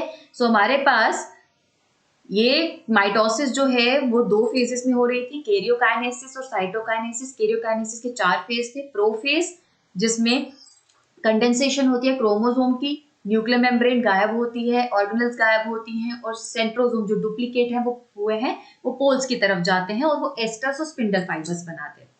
दूसरा था मेटाफेज, जिसमें क्या होता है अल्टीमेटली जो क्रोमोसोम बने हैं वो शॉर्टन हो गए होते हैं, इस टाइम तक न्यूक्लियर मेम्ब्रेन गायब हो गई होती है, इस टाइम तक सब कुछ हो गया होता है और क्रोमोसोम इक्वेटोरियल प्लेट पे मेटाफेजिक प्लेट बना के अरेंज हो जाते हैं इक्वेटर पे और इनके काइनेटोकोर पे आके स्पिंडल फाइबर बाइंड कर जाते हैं, ठीक है। अल्टीमेटली फिर आता है एनाफेज, जिस दौरान क्या होता है स्पिंडल फाइबर शॉर्टन हो जाते हैं और काइनेटोकोर से बाइंड हुए होते हैं। तो इसीलिए जब शॉर्टन होते हैं तो वो सेंट्रोमेयर स्प्लिट हो जाता है, आर्म स्प्लिट हो जाती हैं और पोल्स की तरफ मूव करना शुरू कर देती हैं।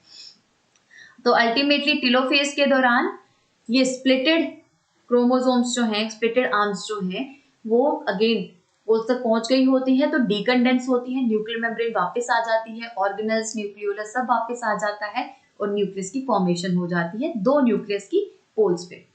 तो अल्टीमेटली फाइनली हो जाता है साइटोकाइनेसिस और साइटोकाइनेसिस जो है उस दौरान प्लांट सेल और एनिमल सेल अलग अलग तरीके से डिवाइड कर जाते हैं। सो इस तरीके से पूरा हो जाता है सेल डिवीजन। अब यहां से सेल डिवीजन माइटोसिस कंप्लीट हो गया, इक्वेशनल डिवीजन कंप्लीट हो गई, यानी कि सेल को रिपेयर करना है, जाइगोट को एम्ब्रियो बनाना है, फिजिकली ऑर्गेनिज्म को ग्रो करना है, टिश्यू को ग्रो करना है। तो ये प्रोसेस जो है उस दौरान हो रहा है, ठीक है। लेकिन अब हमारे पास वो प्रोसेस है जो गैमीट फॉर्मेशन के दौरान होता है, क्योंकि गैमीट फॉर्मेशन के दौरान हमें इक्वेशनल डिवीजन नहीं चाहिए। क्यों नहीं चाहिए उसके बारे में भी बात करती हूँ, बट इक्वेशनल नहीं चाहिए, तो रिडक्शनल डिवीजन चाहिए हमें, जिसके लिए हम माइटोसिस पे डिपेंडेंट नहीं रह सकते। और क्योंकि अब हर एक ऑर्गेनिज्म जो है वो मतलब वेरिएटेड है एक दूसरे से, एक स्पीशी का ऑर्गेनिज्म, हम ह्यूमंस की बात करें तो हमारे फीचर्स में कितना ज्यादा डिफरेंस है ना, अलग अलग फीचर्स, अलग अलग नेचर, तो वो वेरिएशन जो है वो भी क्रिएट करनी है ताकि एवोल्यूशन हो सके, हम बदलते एनवायरमेंट के साथ एडजस्ट कर सके। तो वो माइटोसिस के कैसे पॉसिबल नहीं था, हमें कुछ ऐसी चीजें बीच में करनी थी जिसकी वजह से वेरिएशन आ सके, अलग अलग जेनेटिक कॉम्बिनेशंस बन सके, तो जिसमें के लिए मियोसिस ही फेवरेबल था। ठीक है, तो मियोसिस के बारे में बात करते हैं और माइटोसिस से कहाँ अलग है वो भी डिस्कस करेंगे। सो अब बात करते हैं मियोसिस की, यानी कि रिडक्शनल डिवीजन की, जिस दौरान सेल जो है अपने क्रोमोसोमल कंटेंट को हाफ कर देता है और डिवाइड करता है इनटू 4 डॉटर सेल्स। माइटोसिस में क्या हो रहा था, इक्वेशनल डिवीजन, 2 डॉटर सेल्स बन रहे थे, बट इसके केस में रिडक्शनल डिवीजन होती है वो भी गैमेटिक सेल्स में, यानी कि स्पर्म फॉर्मेशन और ओवम फॉर्मेशन के दौरान, और 4 डॉटर सेल्स यानी कि 4 स्पर्म्स और 4 ओवम एक टाइम पे बनते हैं। ओवम के केस में थोड़ा सा डिफरेंट है, कुछ और पोलर बॉडीज बनती हैं, कुछ जो कि डीजनरेट हो जाती हैं, जिसकी वजह से अल्टीमेटली एक ही ओवम मिलेगा आपको लास्ट में during one meiosis. But sperm के सेल के केस में 4 डॉटर सेल्स बनेंगे। ठीक है, तो वो चीजें हम लेटर ऑन यानी कि रिप्रोडक्शन वाले चैप्टर में कवर करेंगे। फिलहाल हम मियोसिस को समझते हैं कि 4 डॉटर सेल्स कैसे बनेंगे इस दौरान। तो अब क्या होता है, मियोसिस जो है वो रिडक्शनल डिवीजन है। इसमें क्या होता है कि अगर एक पेरेंट सेल है विद 2 सेट्स ऑफ क्रोमोसोम, वो क्या करेगा, मियोसिस 1 यानी कि पहला स्टेप डिवीजन का शो करके सिंगल सेट ऑफ क्रोमोसोम वाले 2 डॉटर सेल्स बनाएगा, यानी कि फर्स्ट फेज में ही रिडक्शन हो जाती है। तो ये फर्स्ट फेज जो है इसे कहा जाता है मियोसिस 1 फेज। ये मियोसिस 1 फेज है। ठीक है, उसके बाद अल्टीमेटली ये सिंगल सेट ऑफ क्रोमोसोम्स वाले डॉटर सेल्स फिर से डिवाइड करते हैं और 2 डॉटर सेल्स बनाते हैं, तो ultimately 4 daughter cells end of the cycle में आपको मिलेंगे। तो सेकेंड फेज जो है ये मियोसिस सेकेंड का स्टेप है। ठीक है, सो इस तरीके से 4 डॉटर सेल्स बने और हमें 4 गैमीट्स यानी कि 4 sperm cell at a time मिल जाएंगे साइकिल के एंड में। तो आप देख पा रहे हो मियोसिस जो है वो 2 फेजेस के अंडर हो रही है। तो 2 फेजेस के अंडर यानी कि मियोसिस 1 और मियोसिस 2, ये 2 स्टेप्स हैं जिसके अंडर मियोसिस होती है। यानी कि कैरियोकाइनेसिस भी 2 बार होगी, साइटोकाइनेसिस भी 2 बार होगी और अल्टीमेटली एक मियोसिस साइकिल जो है वो कंप्लीट होगा। तो अब इन दोनों मियोसिस के बीच में ना बच्चे एक फेज भी होता है, एक बहुत इंपॉर्टेंट फेज, शॉर्ट फेज, जिस दौरान डीएनए डुप्लीकेट नहीं करता, डीएनए की रेप्लिकेशन नहीं होगी, तो स्टेज को इंटरकाइनेसिस कहा जाता है। इंटरफेज नहीं, हमने पहले इंटरफेज पढ़ा, मियोसिस से पहले भी माइटोसिस की तरह इंटरफेज होगा, एस फेज होगा, डुप्लीकेशन होगी डीएनए की। ठीक है, G1 फेज हो, एस फेज हो, G2 फेज, सारे फेज मियोसिस से पहले भी कंप्लीट होंगे, लेकिन मियोसिस 1 और मियोसिस 2 के बीच में वो इंटरफेज नहीं आएगा, वो इंटरकाइनेसिस आएगा, जिसमें डीएनए की कॉपी दोबारा नहीं बनेगी, जिसकी वजह से मियोसिस सेकेंड के दौरान सिंगल सेट ऑफ क्रोमोसोम के साथ डॉटर सेल्स बनते हैं। ठीक है, तो सारी चीजें धीरे धीरे डिस्कस करेंगे, कंप्लीटली जानेंगे। फिलहाल मियोसिस 1 पे आती हूँ। तो मियोसिस 1 जो है बेटा, सबसे पहला फेज है मियोसिस का जो कि रिडक्शन करता है, तो रिडक्शनल डिवीजन है। रिडक्शनल डिवीजन है जिसमें कैरियोकाइनेसिस अगेन 4 स्टेप्स में होगी, prophase 1, metaphase 1, anaphase 1 and telophase 1। तो यहाँ पे कैरियोकाइनेसिस हो रही है। ठीक है, यानी कि न्यूक्लियर डिवीजन होगा, लेकिन ये न्यूक्लियर डिवीजन बहुत आसानी से नहीं होगा, बहुत सारी चीजें हो रही है इस फेज में, और अल्टीमेटली साइटोकाइनेसिस हो जाएगा। तो मियोसिस में 1 जो है उसमें कुछ नई चीजें होती हैं, रिडक्शन के अलावा कुछ और भी एडिशनली होता है, दैट इज रिकॉम्बिनेशन। रिकॉम्बिनेशन हम हमेशा बात करते हैं सेक्सुअल मोड ऑफ रिप्रोडक्शन जो है उसकी वजह से वेरिएशन आती है, दो सिबलिंग सेम नहीं होते, तो उसका रीजन जो है वो ये रिकॉम्बिनेशन है जो कि गैमीट फॉर्मेशन के दौरान होता है, और वो रिकॉम्बिनेशन मियोसिस फर्स्ट में ही होता है। वो क्रॉसिंग ओवर, रिकॉम्बिनेशन, क्रोमोसोम के सेगमेंट चेंज होना वो मियोसिस फर्स्ट के दौरान ही हो रहा है, ठीक है। और अल्टीमेटली ये रिडक्शन डिवीजन तो है ही है। उसके बाद अगर मियोसिस सेकंड की बात करें तो मियोसिस सेकंड जो है इट्स एन इक्वेशनल डिवीजन। ऊपर आप देख पा रहे हो हमारे पास जो सेकंड स्टेप में मियोसिस सेकंड हुई थी उस दौरान हमारे पास सिंगल सेट ऑफ क्रोमोसोम के साथ डॉटर सेल्स बने थे और पेरेंट भी सिंगल सेट ऑफ क्रोमोसोम से साथ थे, ठीक है। तो यहाँ पे इक्वेशनल डिवीजन हो रहा है, इक्वेशनल डिवीजन। और अगेन 4 स्टेप्स कैरियोकाइनेसिस के, prophase second, metaphase second, anaphase second और टेलोफेज सेकंड, और उसके बाद साइटोकाइनेसिस तो होगी, है ना। सो ये हमारे पास स्टेप बाय स्टेप अरेंजमेंट है। सबसे पहले मियोसिस 1 को समझते हैं, उसके प्रोफेज को, मेटाफेज को, एनाफेज को, टेलोफेज को समझते हैं, और उसके बाद मूव करेंगे मियोसिस सेकंड पे, ठीक है। तो बात करने जा रही हूं सबसे पहले फेज मियोसिस 1 के बारे में।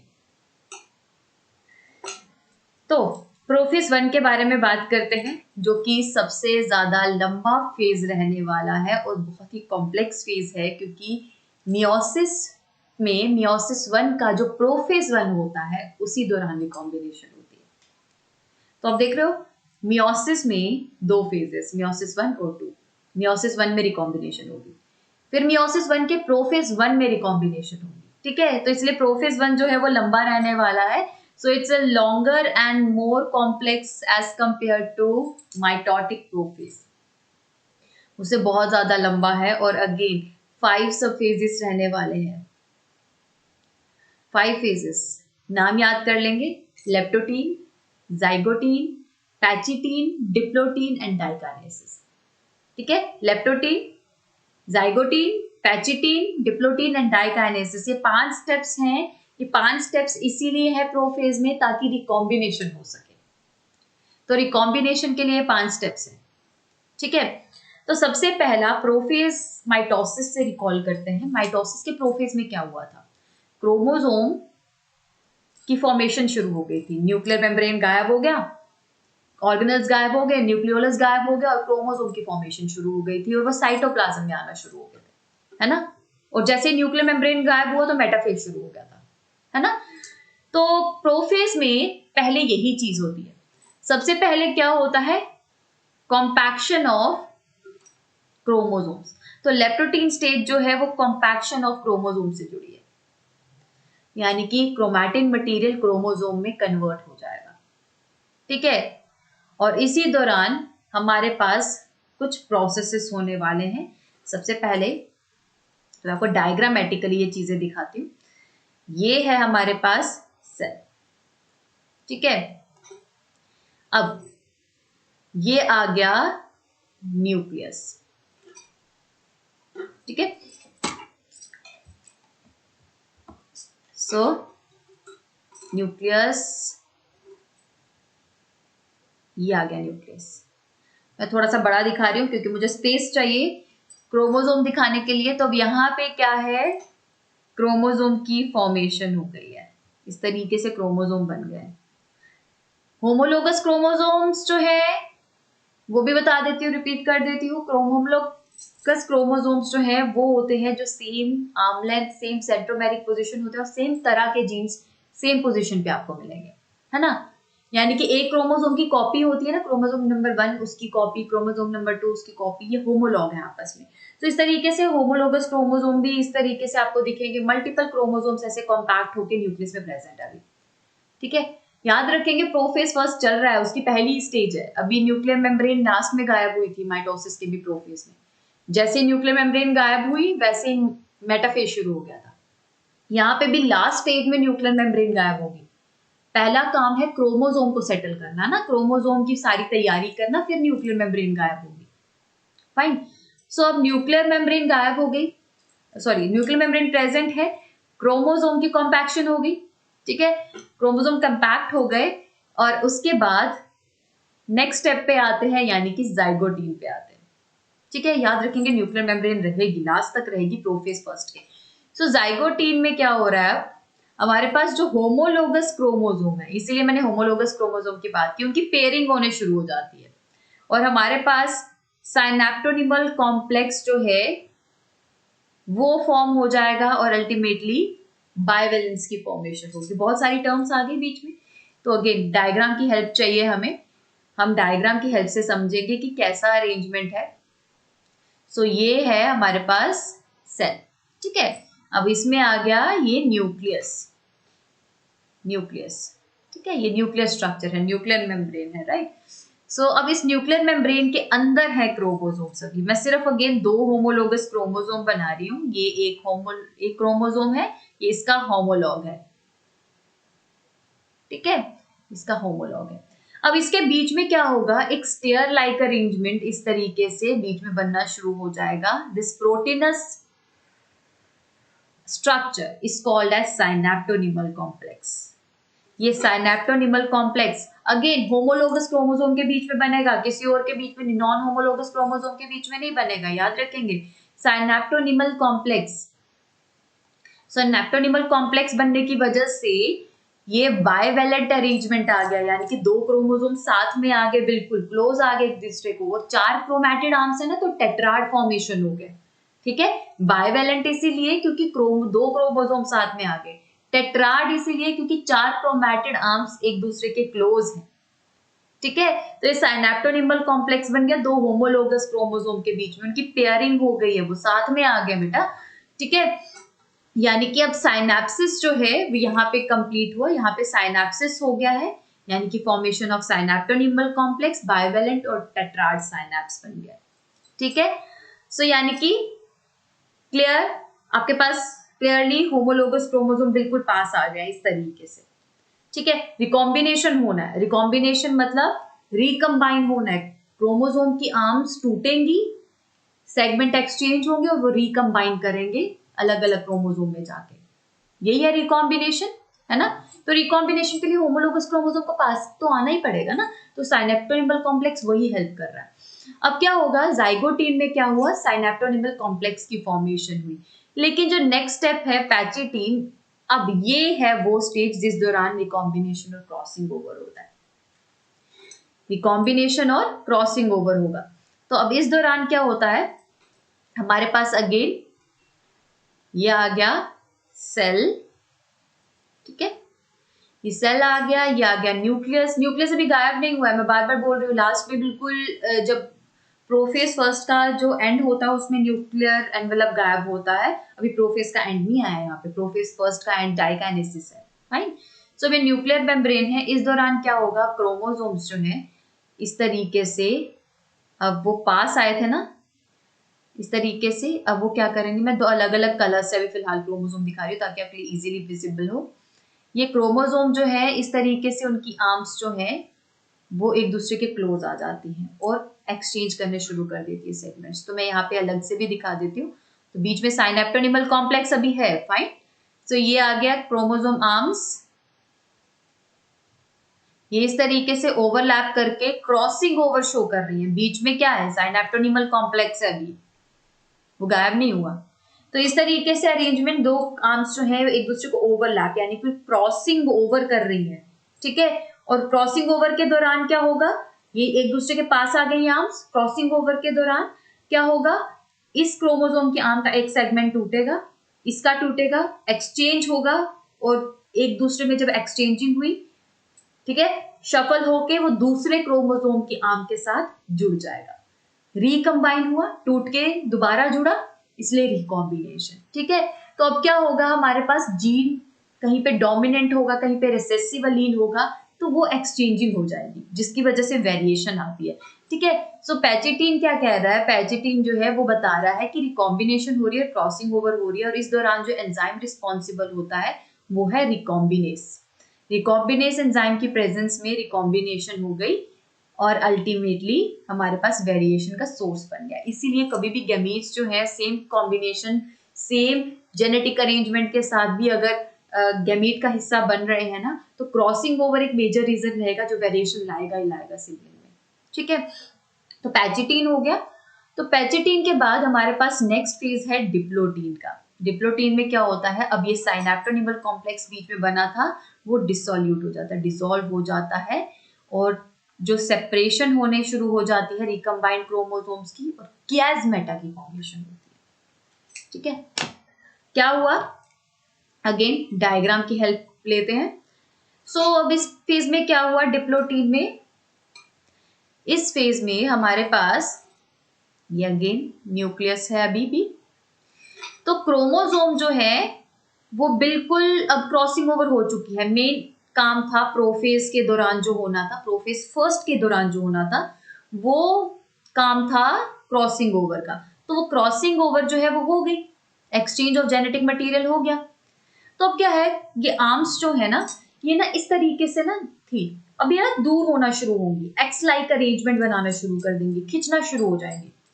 तो साइनेप्टोनिमल कॉम्प्लेक्स अब डिसॉल्व होना शुरू हो जाएगा, तो ये सेपरेट होना शुरू हो जाएंगी, जिसकी वजह से एक एक्स लाइक अरेंजमेंट बनेगा जिसे कियास्मेटा कहा जाता है। तो कियास्मेटा जो है वो एक्स लाइक अरेंजमेंट है, वो एक्स लाइक अरेंजमेंट है जिसे जो कि सेपरेशन के दौरान बनता है। सो एक्स लाइक अरेंजमेंट जो सेपरेशन के दौरान बनेगा, क्रोमोसोम सेपरेट होना जा रहे हैं वापस से। होमोलोगस क्रोमोसोम क्यों पास में आए थे, साइनेप्टोनिमल कॉम्प्लेक्स क्यों बना था जाइगोटीन स्टेज में।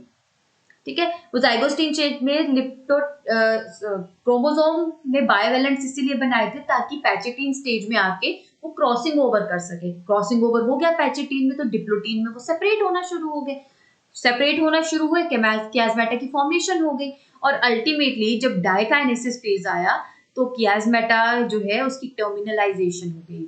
ठीक है, वो टर्मिनल पॉइंट पे आके सेपरेट होना शुरू हो गया, और अब हो गई स्पिंडल असेंबल होना शुरू। माइटोसिस का प्रोफेस याद कीजिए, क्या हुआ था, सेंट्रोसोम अपोजिट पोल्स पे गए थे, एस्टर्स फॉर्म किए थे, स्पिंडल फॉर्म किए थे, वही हो रहा है प्रोफेस फर्स्ट में दोबारा। ठीक है, तो डाइकाइनेसिस के एंड होते होते न्यूक्लियोलस डिसअपियर हो गया, डिसइंटीग्रेशन ऑफ न्यूक्लियर मेम्ब्रेन हो गई। तो अब हम बना सकते हैं वो वाला डायग्राम जो हम कब से बनाना चाह रहे हैं प्रोफेस का, ये आ गया। ठीक है, सेलुलर स्ट्रक्चर, न्यूक्लियर मेम्ब्रेन गायब हो गया है, सारे क्रोमोसोम आके फ्लोट कर रहे हैं अपने साइटोप्लाज्म में। ठीक है, याद रखेंगे इस क्रोमोसोम डुप्लीकेट हुआ है, और अब सेंट्रोसोम जो है ना, सेंट्रोसोम जो है वो पोल्स पे पहुंच गए होंगे, बिल्कुल सेम तरीके से स्पिंडल फाइबर्स जो है वो फॉर्म हो रहे हैं, एस्ट्रल प्रोजेक्शन बनेगा, स्पिंडल फॉर्म फाइबर बनेंगे इस फेज में।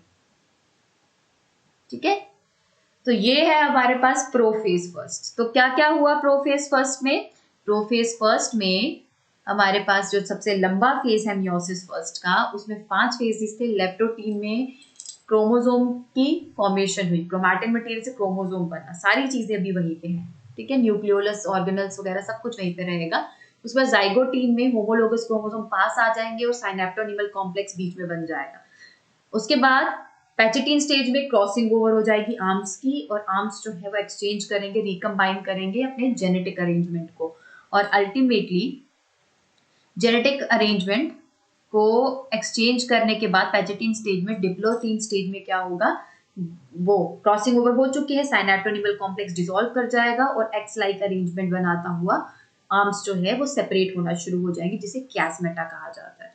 और अल्टीमेटली डाइकाइनेसिस के दौरान कियास्मेटा टर्मिनलाइज हो जाएगा, क्रोमोसोम सेपरेट हो जाएंगे, न्यूक्लियर मेम्ब्रेन गायब हो जाएगा, न्यूक्लियोलस गायब हो जाएगा, एस्टर्स की फॉर्मेशन, स्पिंडल्स की फॉर्मेशन होना शुरू हो जाएगी।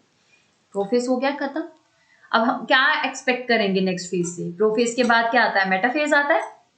हम यही एक्सपेक्ट करेंगे कि इस मेटाफेज के दौरान मेटाफेजिक प्लेट बनेगी, डेफिनेटली बनेगी मेटाफेजिक प्लेट।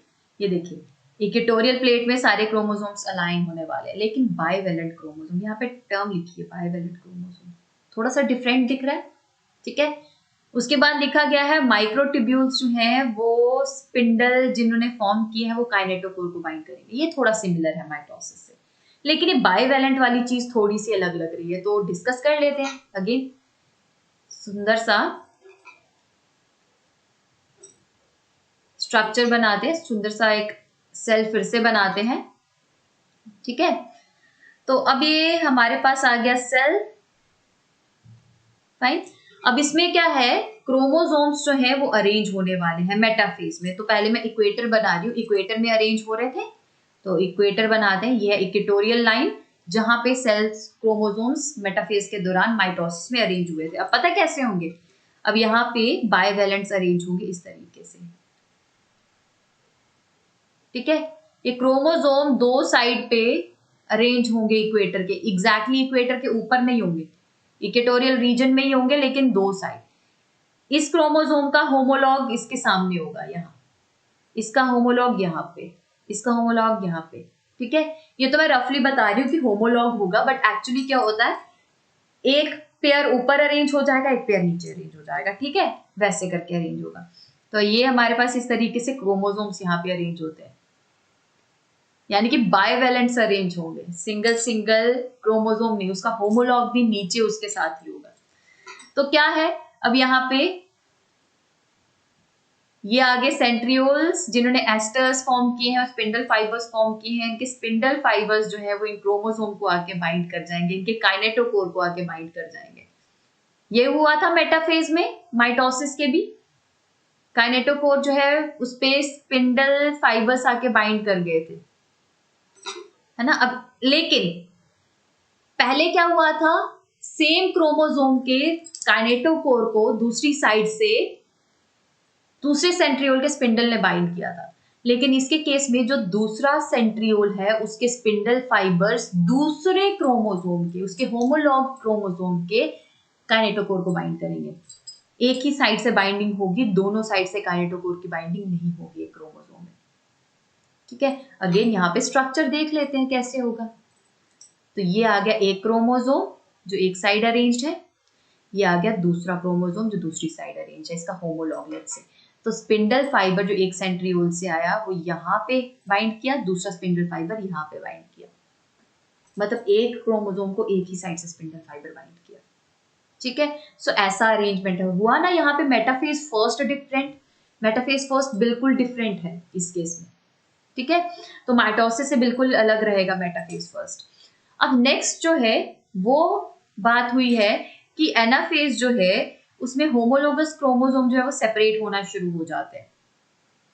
सिस्टर क्रोमैटिड्स यानी कि आर्म्स जुड़ी रहेंगी सेंट्रोमेयर से, वो सेपरेट नहीं होंगी। माइटोसिस के एनाफेज में क्या हुआ था, आर्म सेपरेट हो गई थी स्पिंडल छोटा होने की वजह से, यहाँ पे ऐसा नहीं होगा। यहाँ पे अब क्या है, एनाफेज के दौरान, ये एनाफेज है, एनाफेज के दौरान अब क्रोमोसोम ये आगे सेंट्रियोल पोल्स पे, तो इनके जब स्पिंडल छोटे हुए, मैं कुछ लिमिटेड क्रोमोसोम सब बता रही हूँ, ठीक है, ताकि आप इजीली विजुअलाइज कर पाओ डायग्राम को। तो यहाँ पे जो क्रोमोसोम जाएंगे ना, तो उनमें दो ही आर्म्स होंगी, आर्म सेपरेट नहीं हुई है, होमोलॉग एक दूसरे से अलग हो गए। तो ये देखिए होमोलॉग अलग हो गए, लेकिन आर्म्स जो है वो दो दो ही है। इस तरीके से आर्म्स जो है वो रहेंगी कंटिन्यूटी में। तो इस तरीके से सेपरेशन होता है। तो यानी कि पूरा का पूरा होमोलोगस क्रोमोसोम एक साइड चला गया, जिसकी वजह से क्या हुआ, हमारे पास क्रोमोसोम के होमोलॉग सेपरेट हो गए। आपने याद ध्यान से सुना अगर, तो हमारे पास एस फेज में क्या थे, क्रोमोसोम सेट डबल नहीं हुए थे, है ना, 2n से 2n नहीं थे। अब हमने सेंट्रोमेयर्स को पूरा पूरा स्प्लिट नहीं किया, एक से दो सेंट्रोमेयर नहीं बनाए, एक ही सेंट्रोमेयर रहने दिया और उसी को पूरा का पूरा एक साइड ले गए, यानी कि 2 सेट ऑफ क्रोमोसोम्स थे, ठीक है। तो 2 सेट ऑफ क्रोमोसोम्स थे हमारे पास, तो इस साइड 2n आ गए और इस साइड भी, सॉरी, इस साइड n आ गए और इस साइड भी n आ गए, 2n क्रोमोसोम्स रह गए थे ना। डीएनए डुप्लीकेशन के बाद भी, डीएनए रेप्लिकेशन के बाद भी एस फेज में 2 सेट ऑफ क्रोमोसोम्स थे, याद रखिए 2n क्रोमोसोम्स थे, लेकिन वो n और n यहाँ पे चले गए, सेंट्रोमेयर यहाँ पे अलग हो गया, यहाँ पे अलग हो गया, विदाउट स्प्लिटिंग। माइटोसिस के एनाफेज के दौरान क्या हुआ था, स्प्लिटिंग हो गई थी सेंट्रोमेयर की, जिसकी वजह से अगेन 2n से 4n कॉपीज बन गई थी, 2n ऊपर चली गई, 2n नीचे चली गई, अपोजिट पोल्स की तरफ चली गई और अगेन दो दो न्यूक्लियस बन गए। तो एनाफेज के दौरान एक्चुअली स्प्लिटिंग होती है क्रोमोसोम्स की माइटोसिस में, 4n यानी कि 4 सेट ऑफ क्रोमोसोम बन चुके होते हैं इस पर्टिकुलर फेज के लिए। टेलोफेज में भी अगर आप देखोगे डीएनए कंटेंट डबल था, है ना। तो अब इस दौरान यहाँ पे एनाफेज के दौरान डीएनए कंटेंट अभी डबल है, क्रोमोसोम जो है वो सिंगल नंबर ही थे, मतलब हमारे पास लिमिटेड नंबर ही थे, सेम नंबर था, 2n कॉपीज थी। लेकिन जब वो स्प्लिट हुई ना, ठीक है, जब वो स्प्लिट हुई, एक दूसरे से दूर हुए, तो सेंट्रोमेयर स्प्लिट नहीं हुआ, वो पूरा पूरा एक सिंगल सेंट्रोमेयर दो आर्म्स के साथ चला गया अपोजिट पोल में, जिसकी वजह से रिडक्शन हो गई। तो मियोसिस 1 जो है वो इसीलिए रिडक्शनल डिवीजन है, राइट। तो टेलोफेज जो है अब इस दौरान अगेन वही प्रोसेस होता है हमारे पास यहाँ पे टेलोफेज में, ठीक है। टेलोफेज में क्या होगा, वापस से न्यूक्लियर रिअपेयर हो जाएगा, अगेन क्रोमैटिन मटेरियल फॉर्म हो जाएगा, न्यूक्लियस वगैरह, न्यूक्लियोलस वगैरह सब रीअपेयर हो जाएगा, ये सब होगा, और अल्टीमेटली साइटोकाइनेसिस हो जाएगी, जो कि है साइटोप्लाज्मिक डिवीजन, बिल्कुल सेम तरीके से एनिमल और प्लांट सेल में जैसे होती है, ठीक है। सो इसके बाद हमारे पास अल्टीमेटली आ जाता है इंटरकाइनेसिस, जो कि शॉर्ट फेज है विदाउट एनी डीएनए रेप्लिकेशन। तो क्या हुआ हमारे पास, जब हमारे पास डिप्लो डाइकाइनेसिस स्टेज में क्रोमोसोम आपस में बिल्कुल सेपरेट हो गए, न्यूक्लियर मेम्ब्रेन गायब हो गया अल्टीमेटली, तो उसके बाद हमारे पास मेटाफेज आया, जिसमें क्रोमोसोम्स जो हैं वो एक सिंगल लाइन में अरेंज ना होकर दो अलग अलग लाइंस में अरेंज हुए। नीचे वाले क्रोमोसोम्स को नीचे वाले स्पिंडल फाइबर्स ने बाइंड किया, ऊपर वाले क्रोमोसोम्स को ऊपर वाले स्पिंडल फाइबर्स ने बाइंड किया, और अल्टीमेटली एनाफेज के दौरान दोनों सेपरेट हो गए। तो मेटाफेज के दौरान हमारे पास मेटाफेजिक प्लेट तो बनी, लेकिन 2 लेयर्स में। एनाफेज के दौरान सेपरेशन तो हुई, लेकिन सेंट्रोमेरिक स्प्लिटिंग नहीं हुई, जिसकी वजह से क्रोमोसोम नंबर हाफ हो गए। अब हाफ हाफ क्रोमोसोम्स जो है वो अपोजिट पोल्स में गए। और टेलोफेज के दौरान हमारे पास अगेन न्यूक्लियर मेम्ब्रेन आ गया, लेकिन इस न्यूक्लियस के केस में हाफ सेट ऑफ क्रोमोसोम्स हैं, ये और ये, ठीक है। और अल्टीमेटली अब साइटोकाइनेसिस होगी, उसके बाद इंटरकाइनेसिस, जिसमें डीएनए रेप्लिकेशन नहीं होती। So this is about the meiosis first. तो मियोसिस 1 के केस में क्या हुआ, पूरा का पूरा prophase, leptotene, zygotene, pachytene, diplotene, diakinesis, ये 5 फेज के अंदर प्रोफेज फर्स्ट कंप्लीट हुआ, जो कि कंप्लीटली डिटरमाइंड था किसके लिए, रिकॉम्बिनेशन के लिए। तो रिकॉम्बिनेशन खत्म होते ही डाइकाइनेसिस के दौरान न्यूक्लियर मेम्ब्रेन गायब हो गया, न्यूक्लियोलस गायब हो गया, ऑर्गेनल्स गायब हो गए, जो मेन प्रोफेज का काम था, ठीक है। मेटाफेज के दौरान अकॉर्डिंगली हमारे पास इक्वेटोरियल प्लेट में क्रोमोसोम्स अरेंज हुए, लेकिन बाइवेलेंस। एनाफेज के दौरान मैं बार बार बोल रही हूँ, सेंट्रोमियर स्प्लिट नहीं हुआ है, पूरा का पूरा क्रोमोसोम ही चला गया अपोजिट पोल्स में, ठीक है। यानी कि इस क्रोमोसोम नंबर 1 था, क्रोमोसोम नंबर 1 था, ये पूरा का यहाँ पे चला गया, पूरा यहाँ पे चला गया, विदाउट स्प्लिटिंग ऑफ सेंट्रोमियर, जिसकी वजह से रिडक्शन हो गई है, ठीक है। सो अब यहाँ पे हमारे पास अब होनी है मियोसिस सेकेंड, ठीक है। रिडक्शनल डिवीजन हो चुकी है, अगेन बार बार मैं रिकॉल करवा रही हूँ, माइंड में रखेंगे, सेंट्रोमियर स्प्लिट नहीं हुआ है, डीएनए कंटेंट 4n हो गया था, 2n और 2n, 2 कॉपीज और 2 कॉपीज ऑफ डीएनए बराबर बराबर गई है दोनों न्यूक्लियस में मियोसिस 1 में। बस क्रोमोसोम नंबर कम क्यों हुआ, क्योंकि सेंट्रोमियर स्प्लिट नहीं हुआ है, ठीक है। तो बार बार याद दिला रही हूँ आपको। तो मियोसिस सेकेंड के दौरान अब यही चीज करनी है, हमें आर्म्स को सेपरेट करके दो अलग अलग सेल्स को देना है, ताकि डीएनए कंटेंट भी डबल ना रहे। गैमीट्स में तो हमें रिडक्शन करनी पड़ती है ना, क्योंकि अगर ओवम में 2n ऑफ क्रोमोसोम्स हो, स्पर्म में 2n ऑफ क्रोमोसोम्स हो, तो जाइगोट बनेगा 4 सेट ऑफ क्रोमोसोम के साथ, 4n सेट हो जाएगा, टेट्राप्लॉइड कंडीशन हो जाएगी, वो हमें नहीं चाहिए, ठीक है। तो हाफ सेट ऑफ क्रोमोसोम्स हो गए हैं, but half set of DNA भी तो करना है ना। आर्म्स तो 2 गई है ना क्रोमोसोम के साथ, सिंगल तो नहीं गई। तो डीएनए कंटेंट को भी हाफ करने के लिए मियोसिस सेकेंड है। तो मियोसिस सेकेंड इक्वेशनल डिवीजन है, ठीक है। तो इक्वेशनल डिवीजन है, जिसमें से प्रोफेज फर्स्ट बिल्कुल माइटोसिस जैसा। क्या होगा इस दौरान, इस दौरान वही चीजें होंगी जो माइटोसिस में हुई, ठीक है।